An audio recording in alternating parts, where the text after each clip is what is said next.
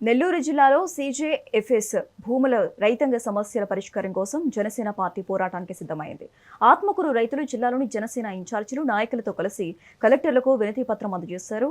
GOMS number 288 ప్రకారం రైతులకు DKT పట్టాలు ఇవ్వాలని డిమాండ్ చేశారు. గతంలో చుక్కల భూముల సమస్యపై పోరాడి విజయం సాధించిన జనసేన ఇప్పుడు దళిత, గిరిజన రైతుల సంక్షేమం కోసం మరోసారి ఉద్యమిస్తామని స్పష్టం చేస్తుంది. 60,505 రైతు కుటుంబాలకు న్యాయం జరిగే వరకు అండగా ఉంటామని నాయకులు సుజయ్ బాబు, నలిశెట్టి శ్రీధర్ హామీ ఇచ్చారు. నా పేరు బొబ్బేపల్లి సురేష్ నాయుడు, సర్వేపల్లి నియోజకవర్గ జనసేన పార్టీ సమన్వయకర్త.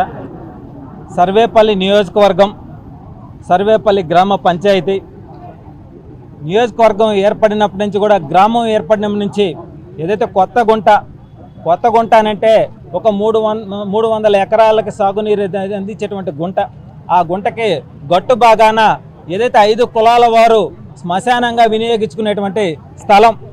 అది వర్షాలు వస్తే ఆ గుంట నిండిపోతే శవాన్ని ఎక్కడ బూడ్చుకోవాలో అర్థం కాని పరిస్థితిలో ఈ విధంగా శవాన్ని మూసుకుపోయి నీళ్ళలో ఎక్కడ గట్టుంటే అక్కడ బూడ్చుకునేటువంటి పరిస్థితి.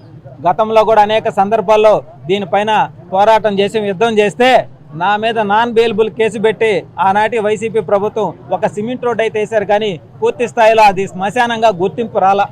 ఎందుకనంటే అది చెరువు పోరంబోకు, గుంట పోరంబోకు అని చెప్పి ఎటు కాని పరిస్థితిలో ఉంది.